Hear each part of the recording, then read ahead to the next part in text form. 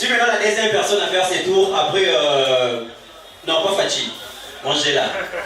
Et j'ai découvert une chose, il y a une différence entre l'Europe et l'Afrique. Une très grande différence. Je vous explique.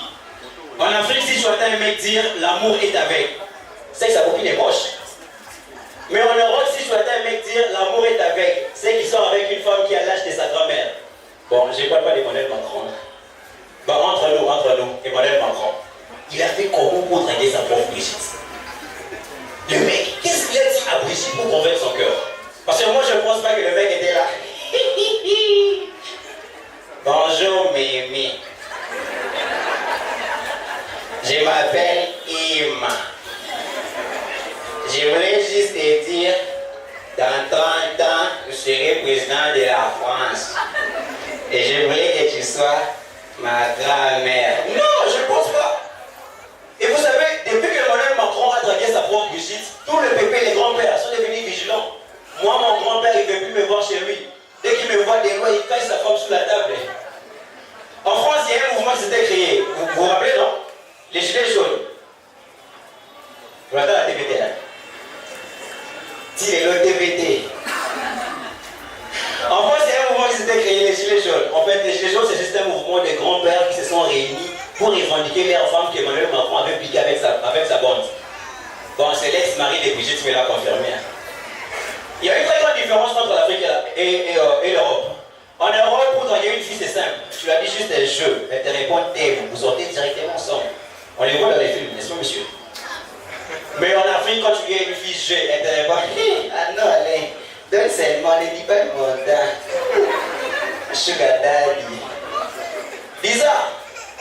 En Europe, pour être en couple avec une fille, mon frère, c'est simple. Tu convaincs juste son cœur, vous mettez ensemble. Mais en Afrique, pour être en couple avec une femme, tu dois convaincre son ventre. Parce que ici, c'est les ventres qui décident. Hein. Dès que c'est plein, tu la vois sourire comme un smiley. Allez, maman, quoi. C'est bizarre. Vous savez, moi ici au Congo, il y a un endroit que j'aime pas, c'est l'hôpital. L'hôpital, c'est l'endroit le plus chiant. Est-ce qu'il y a des médecins ici? Il y a des médecins? Je ne suis pas sûr qu'ils sont là. Et on va dans les urgences pour l'hôpital, c'est l'endroit le plus chiant. Mon frère, tu es malade. Tu pars pour te faire examiner.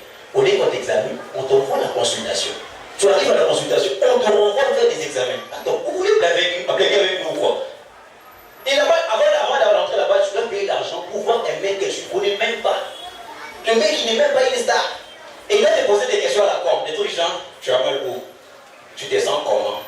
Tonton, tu as fait 15 ans les liquides. Si à toi de savoir ce que j'ai, c'est pas ce qu'on te dit. Et après ça, ils te renvoient au laboratoire pour faire des examens. Là-bas, on te donne un petit flacon. Regarde, un petit flacon. Et on te dit, ça tu mets pipi, ça tu mets caca. Un petit flacon. Avec mon truc ici. Il veut que je puisse la supposer ou quoi? Non, sérieux. Ailleurs, quand tu fais des examens pour les résultats, c'est dans 30 minutes, n'est-ce pas? Mais au Congo, quand tu fais des examens pour les résultats, on te dit, oh non, messieurs, s'il vous plaît, est-ce que vous pouvez revenir demain? Et lorsque vous revenez demain, vous dites, oh non, il y avait un problème de courant, s'il vous plaît, est-ce que vous pouvez encore revenir demain?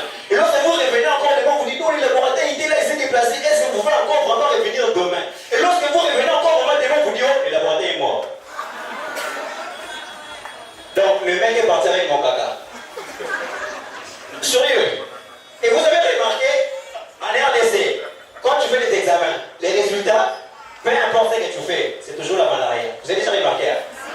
Tu fais l'examen sur la typhoïde, c'est la malaria. Test de grossesse, c'est la malaria. Même la malaria, c'est toujours la malaria. Et moi, à l'hôpital, il y a une catégorie de personnes que j'aime pas, c'est les gynécologues. Ces mecs, ils sont des pervers ou quoi? Comment un mec normal peut faire des études juste pour voir les corps des filles? Et en plus, il se spécialise en ça. Et ils ont créé leur stratégie pour dire que non, c'est des touchés. Quel touché? Mon frère, les touchés, c'est ça. Si vous faites, pas les toucher. Récemment, j'ai appelé ma copine chez un gynécologue. Le mec a dit, déshabille-toi. Bon, moi, je me suis déshabillé. Il a dit, non, pas toi, ta copine. Bon, ma copine, elle dit, comme un bon gentleman, je ne vais pas laisser ma copine avec un inconnu. Le mec était là, il enfilait ses gants, il me regardait genre.